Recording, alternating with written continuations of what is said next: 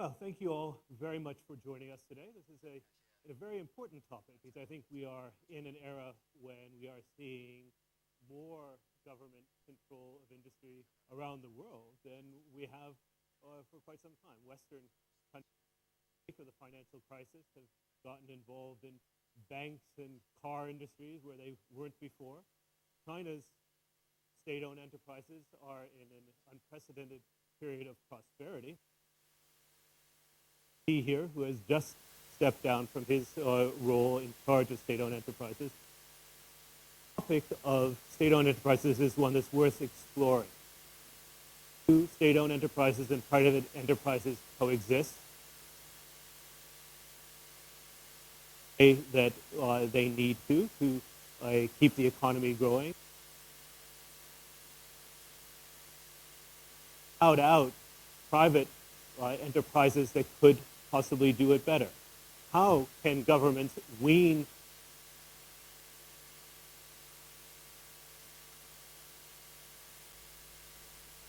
of citizens towards state-owned enterprises in terms of protecting jobs or the way state-owned enterprises actually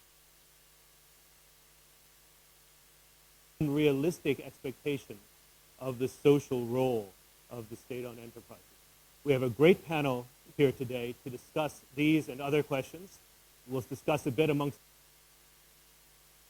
the audience to hear your views and to ask your questions. But first, I would like to turn to Chairman Li Rongrong, who has just stepped down as chairman of the State-Owned Asset Supervision and Administration Commission of the State Council. During his tenure, the state-owned enterprises have become from lumbering giants of China into much more successful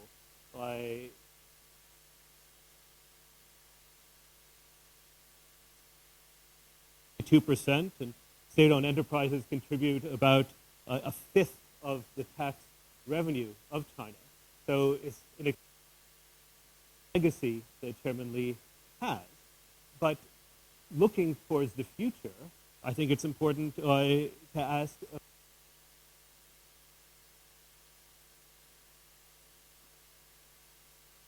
major role that they've always had, and how do they coexist?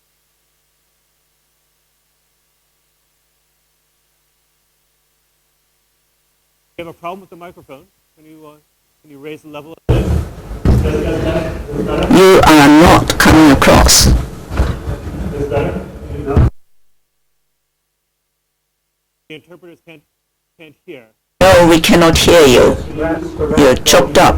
Your voice is chopped up. It's okay, but then from time to time it stops. There's no sound coming from the microphone. The sound doesn't come continuously. Sometimes you can hear what you talk, and sometimes it's just nothing. 他说话有的时候听不到声音啊。他说话听不到声音吗？对啊。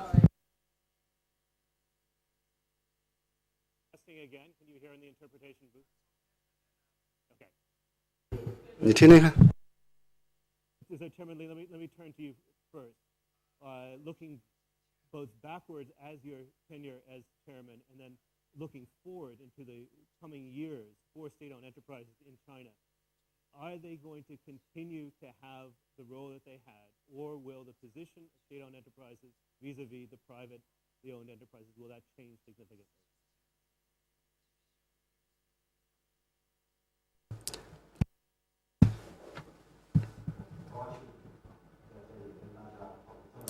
No, 听不到。听不到，听到吗？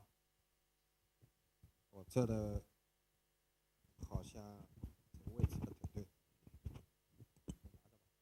这样行吗？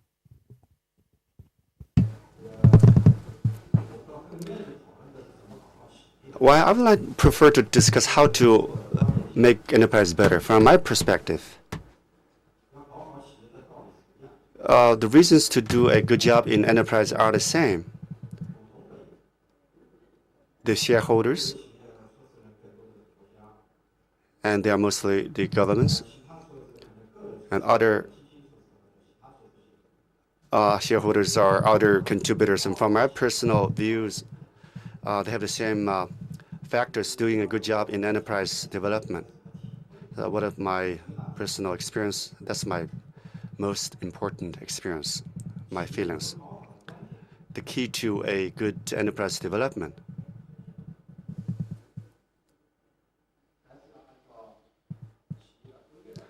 should do things according to the enterprise law, the laws of enterprises.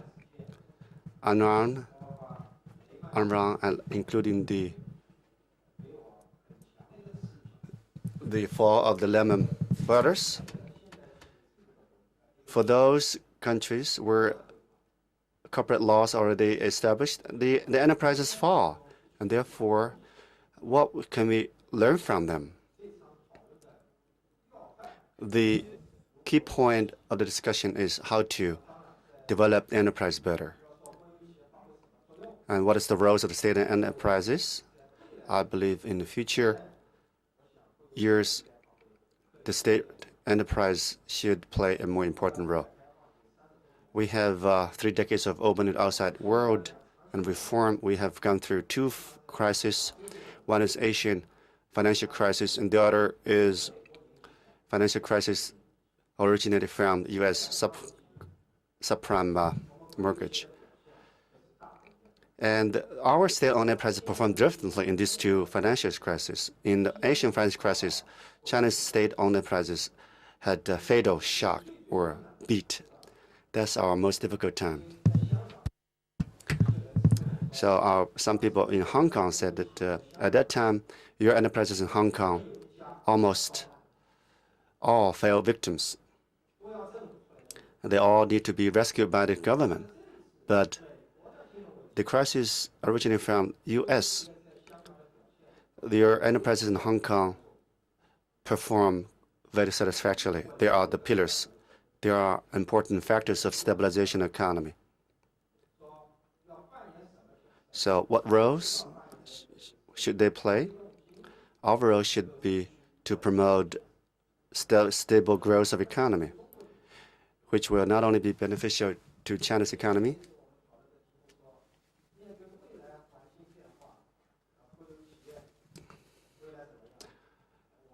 what is the future of the state-owned enterprises in the future? In the future, we will play a more proactive role, and that is to enable a more stable growth of economy. Thank you. Thank you. Can I just follow up on one thing? You said, Chairman Lee, that state-owned enterprises and private enterprises are the same. One difference is that private enterprises can fail and do fail. Are state-owned enterprises, particularly in a place like China, too big and too important to allow to fail if they have problems?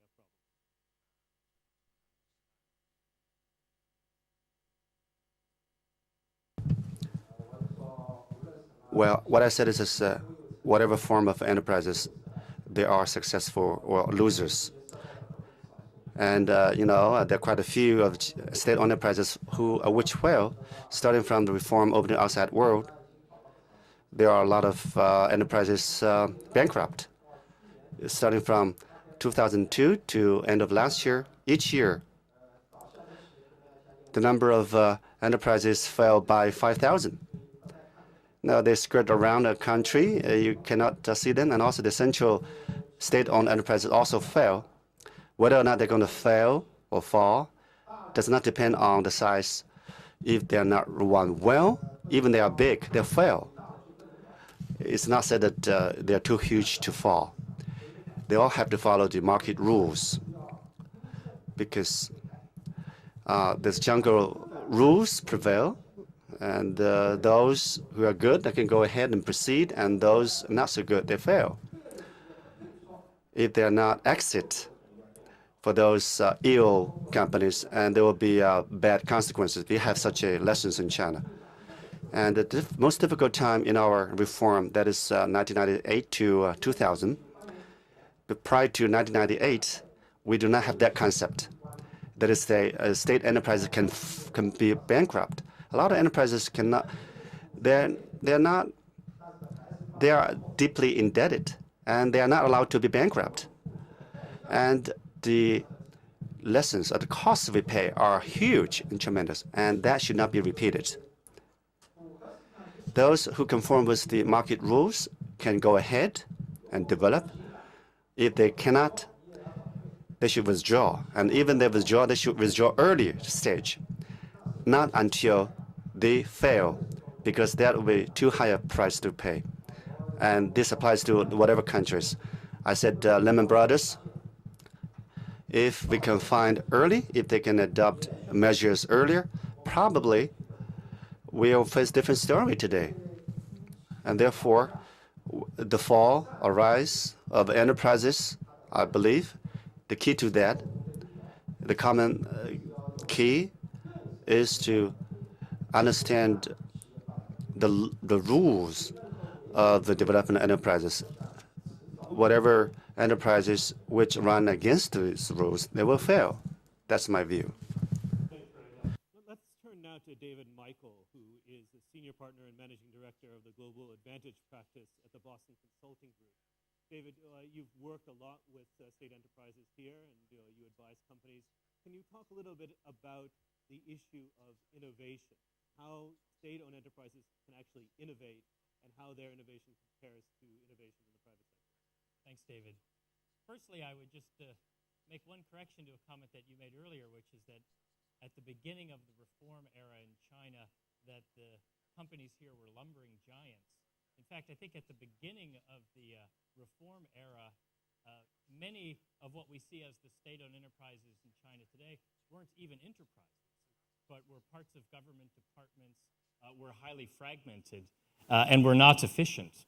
So the transformation which Chairman Lee and SASAC have, together with the whole government, have orchestrated has now led to the creation of companies that are large, that by and large operate in an environment of transparency with respect to their ownership and governance, and that are in markets that are now in general competitive, not only domestic but abroad, and as you've highlighted, operate at high levels of efficiency. But we also now face this new era of challenge where innovation is increasingly required to deliver growth. I think that there are excellent examples of large state-owned enterprises in a variety of different countries around the world that are innovative, as long as the right kind of prerequisites are put into place, where market forces are allowed to prevail, where there is flexibility in terms of hiring and developing talent. Because, of course, enterprises are only innovative if you have innovative people who've been attracted to join those enterprises and who have the flexibility or the permission to experiment with new business models and new technologies and even new industry boundaries. So one of the challenges with respect to promoting innovation is to ensure that those conditions exist and that level of flexibility exists. But there's also a separate challenge, which is the challenge for policymakers overall about where they want the innovation to take place and the balance between the state-owned sector and the private sector with respect to innovation.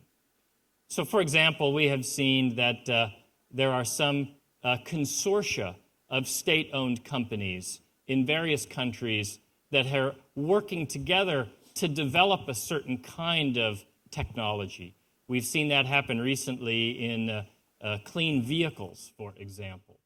Now, if you're a private sector investor and you're thinking about taking a risk and investing in clean vehicle technology, you also have to ask yourself, well, if I make that investment now, will a state-owned consortium enter that same area and compete on different rules later? This is a question in general for policymakers around the world. And what it means really is that, well, if you are taking a decision to have state companies work together to really try to innovate, then they have to deliver. The pressure needs to be on those companies because otherwise there's a risk of them taking space away from the private sector. So I think going forward, this is going to be a challenge for policymakers around the world.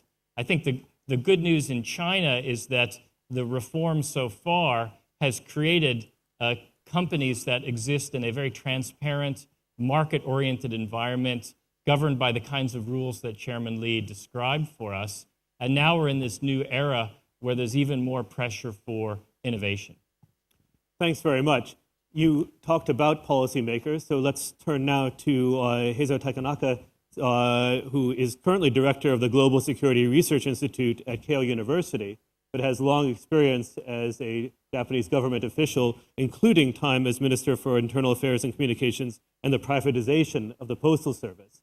Could you speak to that experience as a policymaker involved in privatization and the lessons you learned from that? Well, that's okay, working. Thank you for this opportunity. First of all, I really appreciate the very good and excellent performance of the Chairman Lee.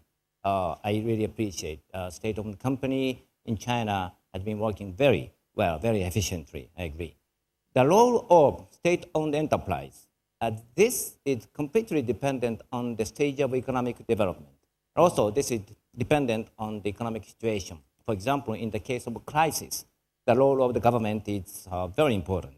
It is needless to say. In this regard, Chairman Lee's role was very important.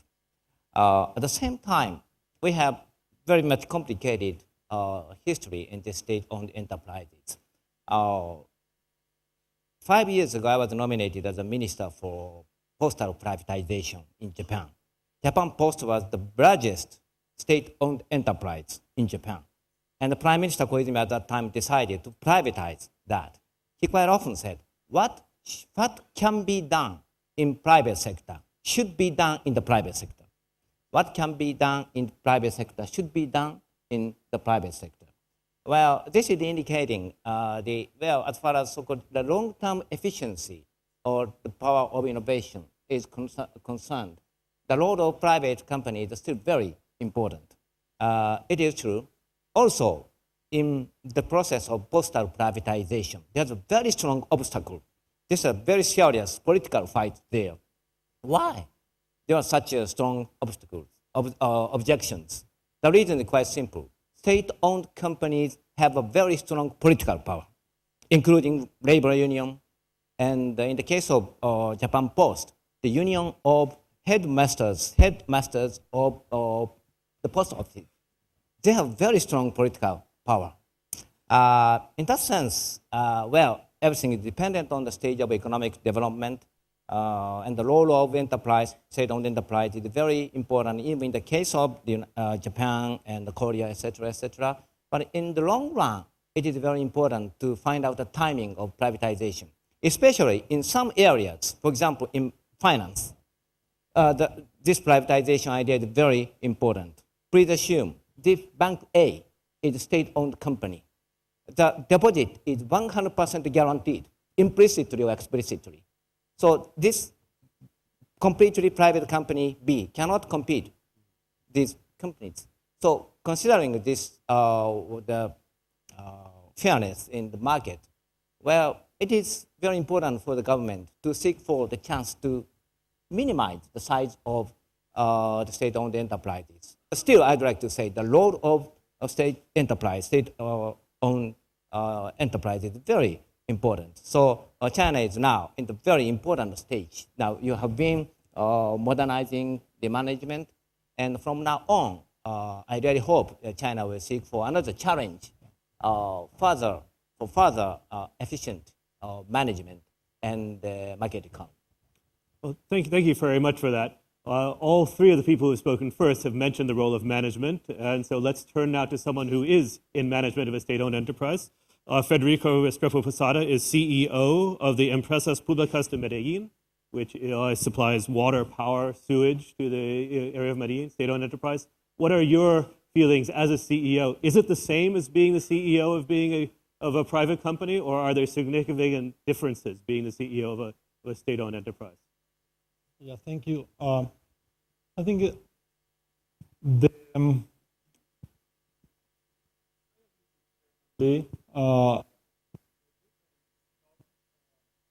The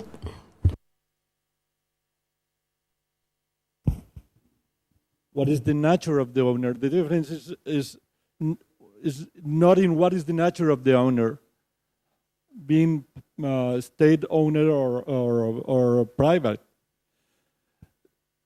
The difference is made on the model. Management model is choose to be sustainable, and what is one of the points in our case, for example, the owner is a city. The city of Medellin is not the national government or the national state. So there is I think, a condition. Of course, you have to have the same rules, both as a private and as a state, in order to be competitive, in order to be sustainable. But there is a condition, at least in our case, is that the owner itself has also to be sustainable. I mean, it's very hard to be sustainable as a company while the owner is not being sustainable. And the other situation is, where are the financial resources coming to absorb the growth? In our case, for example, we don't have money directly as shareholders going into the stock market and having money from there, but rather our owner, like the municipality of Medellin, gives up in having a large amount of money from the net profits. I mean, only 30% of net profits every year is going to the owner. 70% is used to absorb the growth. And that is the way we are doing for the last 20 years. And that is why this company is not only having the market share in the region, but also in the country. And now we are just in the top. And we are not allowed to have more than 25% of the market share in electricity or in telecommunications. So that is why we are going to be a kind of global, or to look for some other markets in the neighboring countries. That is our experience. Great, thank you very much. There's been a theme across what made people talk was this issue of the social responsibility and the social role of state-owned enterprises. So perhaps, Chairman Lee, could you talk about how you saw that and how you managed issues with workers and the responsibility of the enterprises towards society?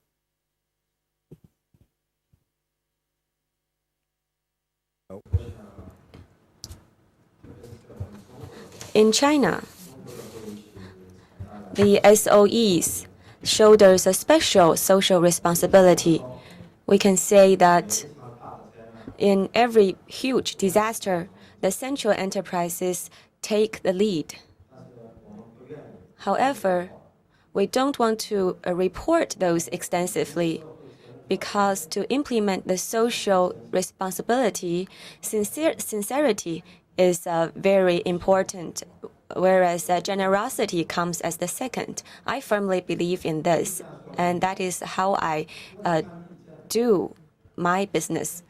During the Sichuan Wenchuan earthquake, still we haven't collected some of the relief money. We've transported a lot of relief goods to the disaster-hit area.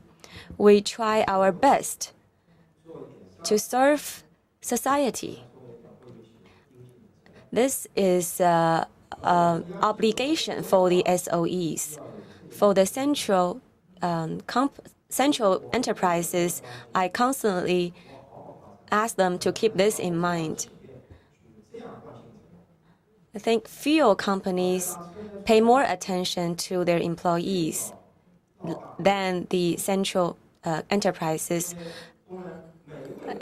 When I work in the factories, usually I am the first to come to the workshop.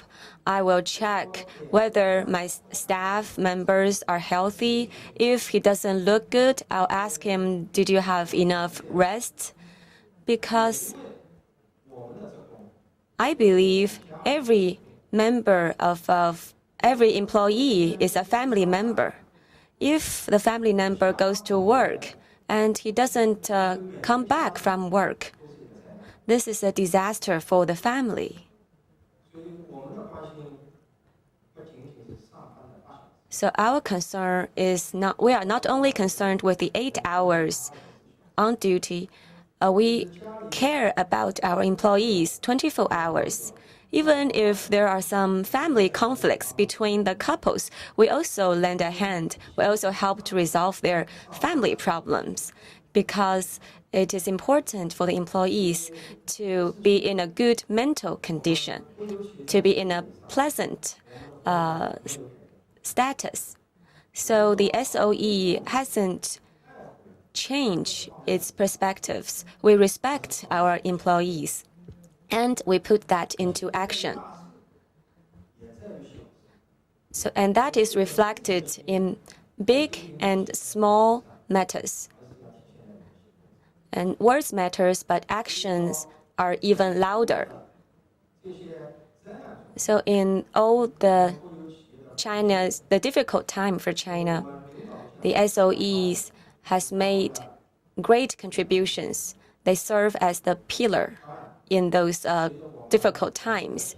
Of course, as we improve our capabilities, there will be more and more that we can do. And in Guangxi province, there is a Hope Village. I think this is a very successful example. The SOEs help the locals to liberate them from poverty and to help them how to survive, how to be a good person, and where my future is. So this is our responsibility. And we are very sincere to our people. As to the social responsibility of the SOEs, I'll sum up with one sentence. We serve our society with our full sincerity. You mentioned the difficulty of dealing with the unions. Now looking back, how would you evaluate the question of social responsibility during a period of privatization or for a state-owned enterprise in general?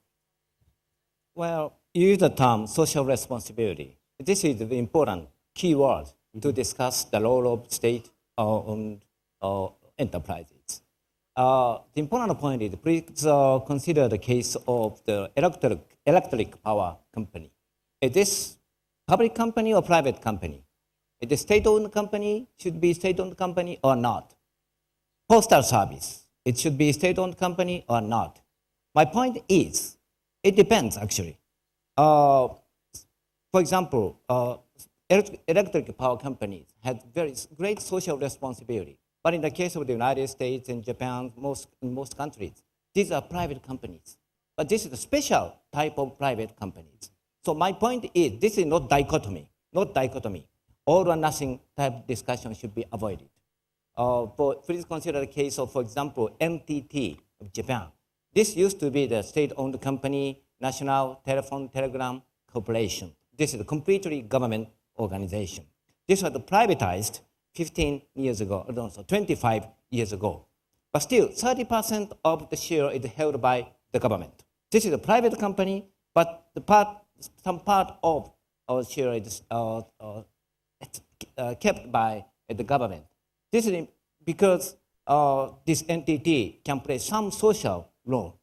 So it depends anyway. Recently, we now see a very interesting cases, mostly in Korea and some Australia, so on. Please consider the case of speedway highway. This is a very important infrastructure, and this is mostly owned by the government in your case. Yes, in the case of Australia and Korea, this is owned by the government. However, management is completely done by the private company. And the right to charge the toll, including this right is completely sold to the private company. So this kind of a new management, new way of management should be considered in case we discuss the state-owned companies. This is not a dichotomy, all or nothing problem. But anyway, in this regard also, you mentioned also, state-owned company gradually had a very strong political power.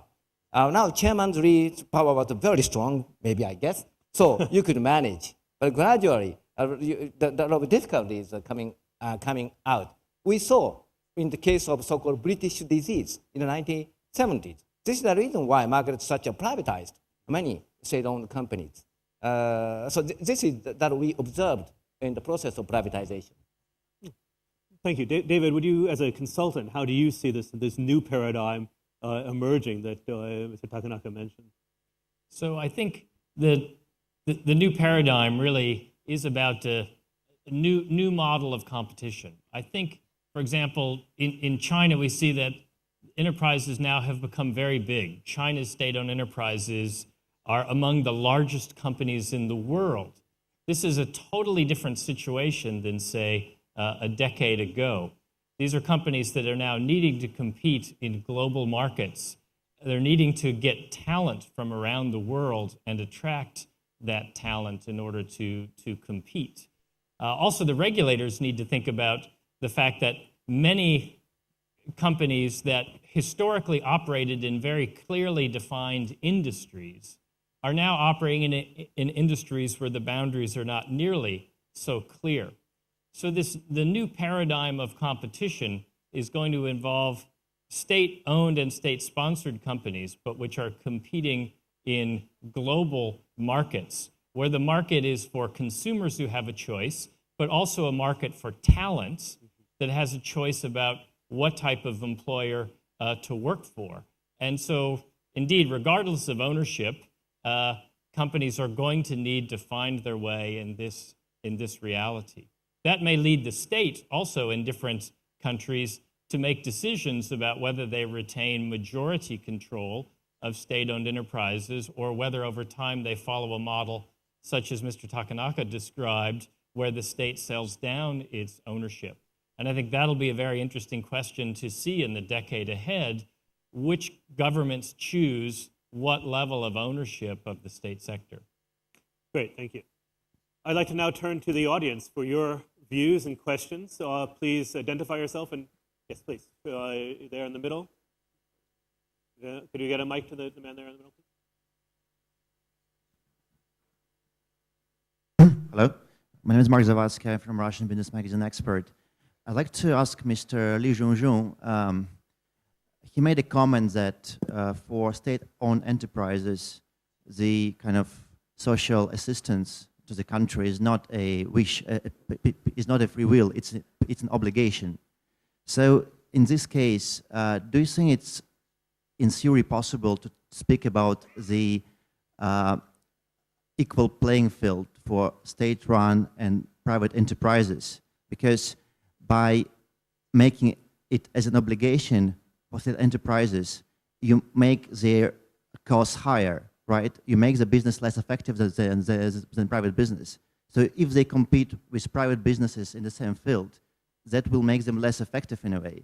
So can we see this preferential treatment to state-run enterprises as a compensation for the cost they incur while fulfilling their obligations to the society? Thank you.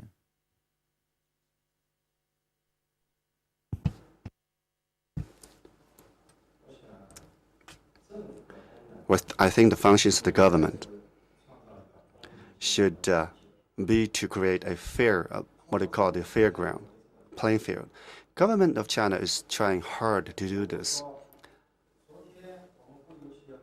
If the enterprises, state-owned enterprises, didn't do well yesterday, I don't think the responsibility does not lie with the enterprise, but the government. Because I've been working for 18 years in the state-owned enterprises, I was a victim of that. The reason is that the regulators do not have any responsibility or obligations. If the enterprises is without any obligations, no matter public or private, will fail. So since I become the chairman of the administration, I would make it clear that the responsibility should be defined and to each person. If, say, we have made progress of these years, the goals of the enterprises is to catch up with the advanced enterprises globally. That's their goal, and that's what I judge their performance by. If the leaders of enterprises have such a sense of responsibility, then I believe they will be successful in every field. And our practice or performance in the past certified this. The key to a good enterprise is not ownership. Otherwise, they will blame the ownership for their bad performance. If Enron or Lehman Brothers fail, and who you should blame? So my strong aspiration is to do our own job earnestly. The government do its own job, enterprises do their own jobs.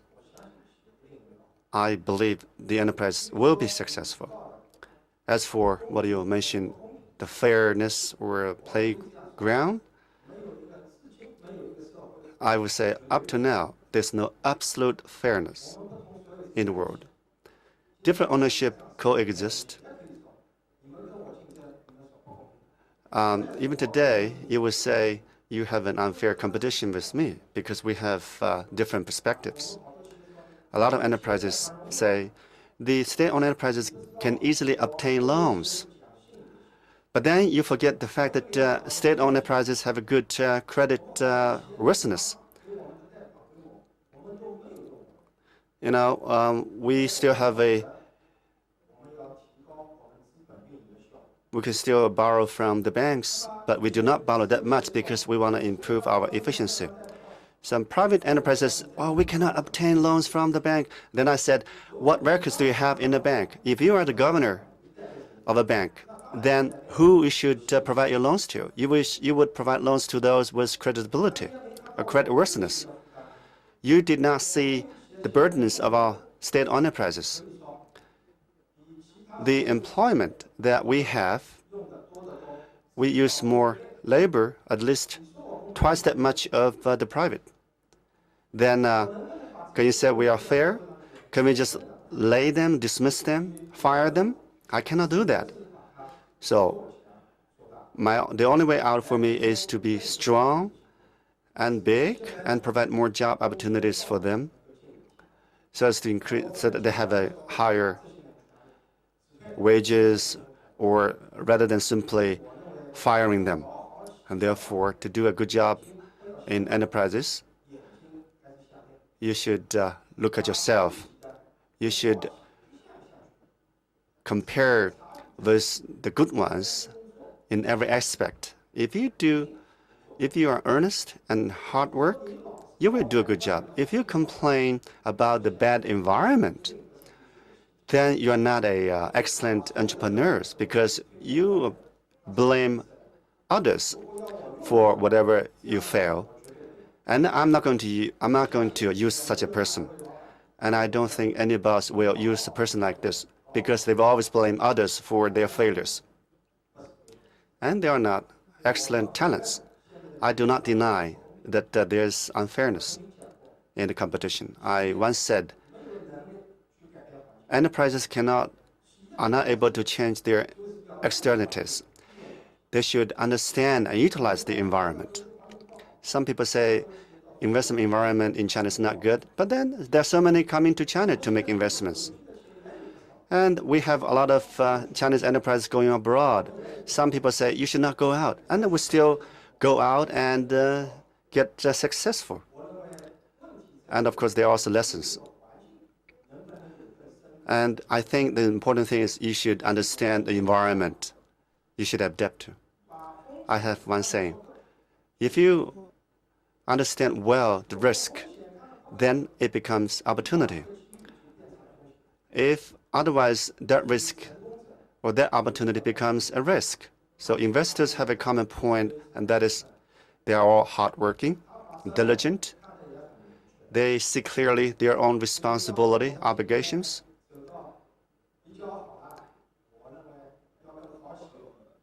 we might be doing fine up to now, but we should compare ourselves with the better ones, the better enterprises, and then we can see who do better. Some questions on the floor. Let's batch three. First, the gentleman in the front, then the gentleman there, and then finally the gentleman in the back. First three. We'll get three issues on the floor and get some answers. So one, two. No, this one. Sorry, on the right here. And give a mic to the man in the second row. Please start. Yes. I have no questions, only a couple of observations regarding the SOES. Or from WTO Society of China. 我来自中国世贸组织研究会。国有企业这个问题呢 The state-owned enterprises issue. When we have the negotiations for access to WTO, according to the Clause 17 of the GATT, I also think about this question. Chinese state-owned enterprises is a special product at a special time. It's not universal. It is not the same or cannot be compared with the Western state-owned enterprises. These enterprises occurred during the transitional period, during a reform period, transformation period. Therefore, it is a special historical product. And therefore, it cannot be taken as a long time. And the second is that Chinese enterprises or state-owned enterprises, based on my analysis I made just now,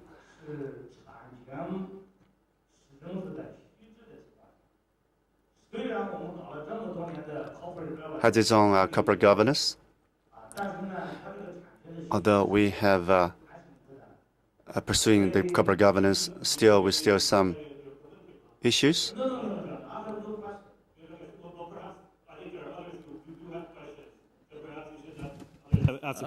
But observation means I will say, how do the panelists to see the future of China's SOES? Okay. This question or observation? Okay. I think let's get some other questions on the floor first, and then perhaps the issues will come through. This gentleman here. Yes. The discussion about the ownership of an enterprise, whether it's state or private, as was indicated in the presentations, is linked to this concern about fairness in competition, both in a domestic context and across national boundaries. But I do have a question for all the panelists, especially you, Mr. Schlesinger. What do we do about this phenomenon of this extremely high level of concentration, if not monopoly, regardless of private ownership? I'm more specifically referring to the global monopoly of the resource extraction industry, iron ore, what else? Those big three. So are we really, what kind of rabbit are we shooting at? Is it state ownership versus private ownership, or is it how open is the door to serious competition, especially across national boundaries? Okay, let's deal with that. The issue of competition across boundaries and whether this concentration, particularly in the resource sector, is an issue. David, do you want to start on that? Well, I would highlight that the concentration in resources is somewhat a function of how the planet developed, right? There's iron ore in a certain number of locations. There's oil in a certain number of locations. And so there's a question in terms of economic development of whether countries choose development models that are dependent upon those concentrated sources of resource. And we see that now as well when we face the challenge of climate change. So I would simply say that I would draw a distinction between kind of monopolies that arise because of the way the planet's geology developed versus monopolies that are promoted or orchestrated by governments and regulation. I think in general, given technology and innovation, we see the decline of monopolies generally. And in China, we see that the state sector is characterized by competition among its companies, not by monopoly. But I think the planet certainly faces a much larger challenge about its development model and its dependence either on concentrated resources or polluting resources. Federico, you mentioned that your market share was limited by law, and you are involved in resources of water as well. What's the rationale of limiting your market share? Is it to deal with this question? Well, the limits by law on the market share is because precisely the question that the gentleman is making is to avoid the monopoly. And at least in our country, I mean. But once you get into another countries in providing services and utilities like electricity, well, it depends on the rules that happen in those countries. So sometimes it may be, it may produce some kind of monopoly or control or the resources there. Sometimes it's not allowed in the country. So it depends in what is the country where you're going to pay the services, and it's a matter of, again, of the management model and what are your perspective and your projections on growing. You want to comment on this? Oh, yes. So the basics of economics, there is a very important issue. For example, in some field which can be so-called national monopoly, economy of scale, economy network is great. In this case, only one company should dominate that. This is most efficient. This is the very origin of a state-owned company. This is true for National Railway and the Postal Service, etc., etc. But however, as I mentioned already, now new type of competition is emerging. In the case of mail service, they are now competing with the internet. So in that sense, this kind of old-fashioned idea is now being destroyed. And also, even in the case this kind of national monopoly exists, well, as I mentioned, this should be owned by one company, but management should be done by the private company. So this kind of ideas, this is not only the ownership problem. This is a very complicated, much more dynamic problem. This is what we are observing now. Thank you. In the back. 对不起，我需要用中文提问。Excuse me, I have to ask my question in Chinese. SOEs are usually very rich companies in most countries, and in some countries, the SOEs use their resources and monopolize in various industries. Is this unfair? And also, under such circumstances, do we need to adopt some executive measures to limit the operation of such big SOEs? Last question. So let's get another issue on the floor. The woman in the front first, please. Okay, so we dealt with that with the issue of monopoly. It just still gets another issue on. Please. My question is more detailed. Now, many SOEs entered into the emerging sectors, for example, the emerging energies. Some SOEs with a lot of fund will undoubtedly raise the threshold of entering such industries. So my question is to Chairman Lee. So how do you look into this unfairness at the very beginning? Questions about fairness, unfairness, and so I think maybe Chairman Lee, you can deal with that since people are very concerned about the whole issue of the domination.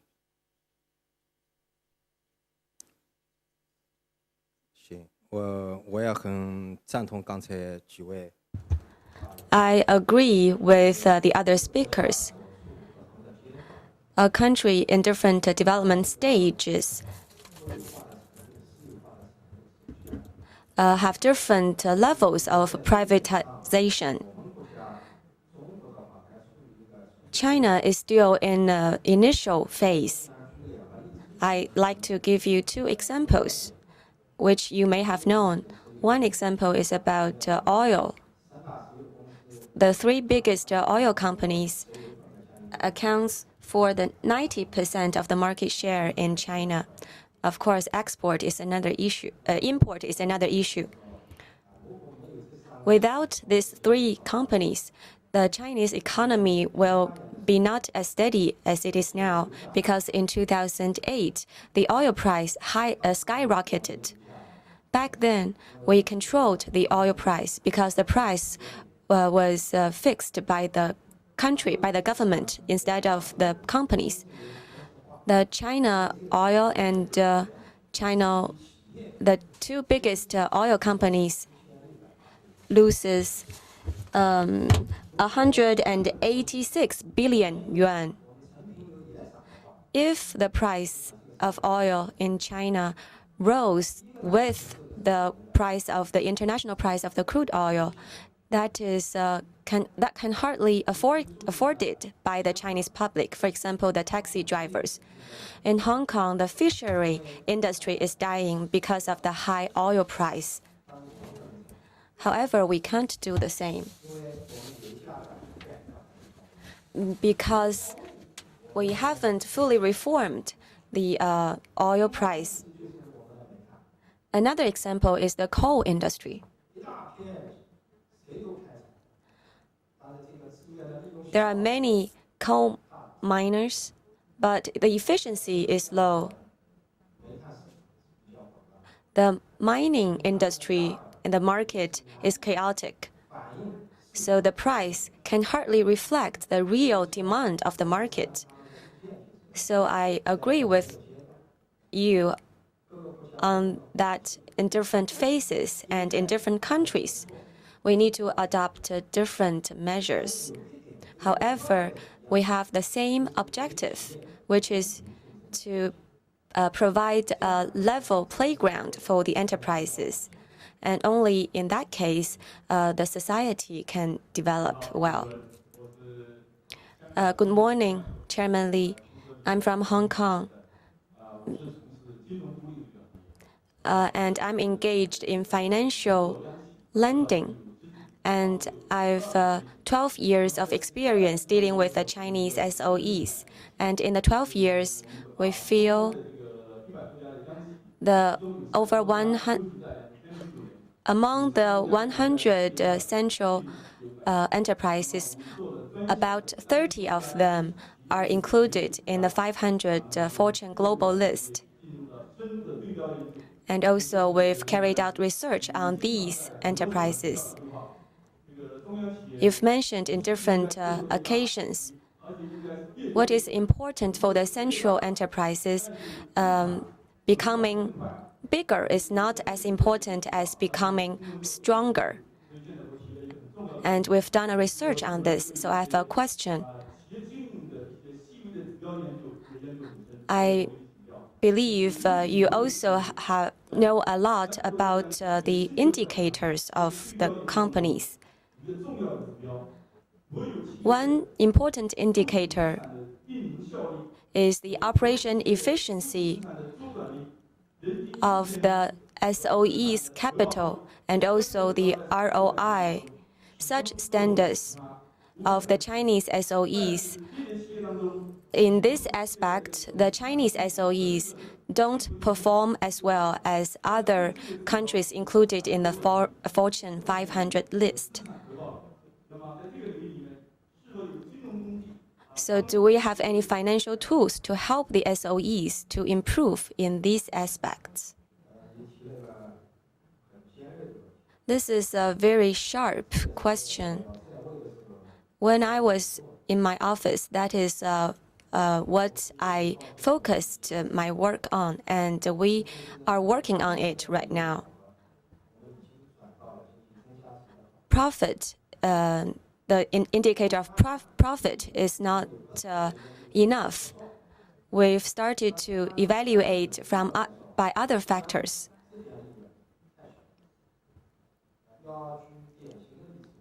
I can give you an example, the national grid, electricity grid. And the profit of national grid is several billion.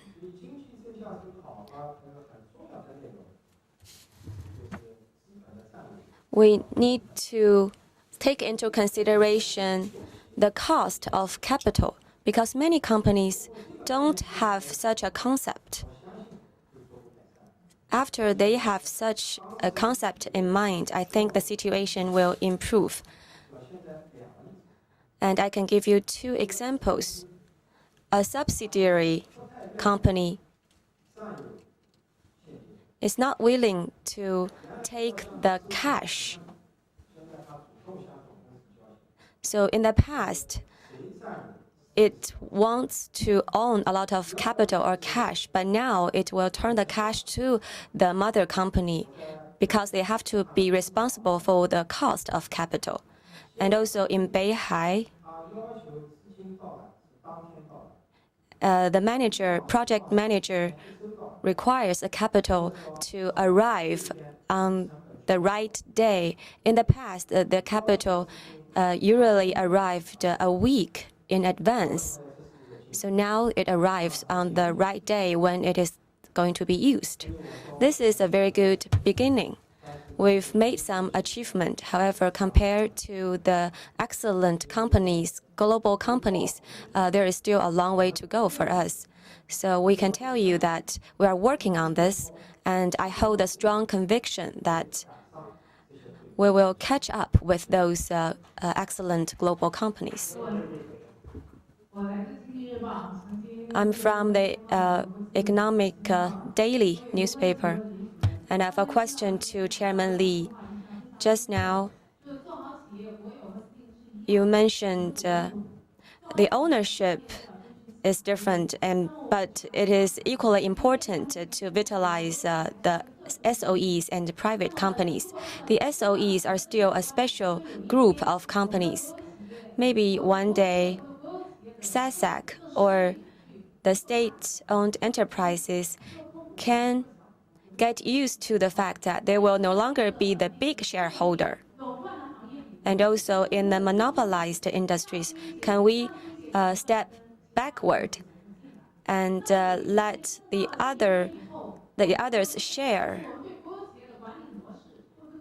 And also, the management model of SASAC, will it change? Very briefly, I'm afraid. I think practice matters, and the objective is to vitalize the enterprises. During the U.S. financial crisis, we wonder, it is good to have a big dominating shareholder, or is it better just to share the stocks like equally? If we have a very dominant shareholder, it may not be very beneficial because the purpose is just to ensure the profit or the benefit of the big shareholders. We now invite more investors, and the objective is to make the CEOs realize his responsibilities. Thank you. A very emotional topic and one that people are very interested in because it's where politics, policy, profits, management, people, responsibility all come together. We can't solve it in an hour. We certainly can't solve it in the last 30 seconds. I would thank everyone on this panel and thank all of you for your participation.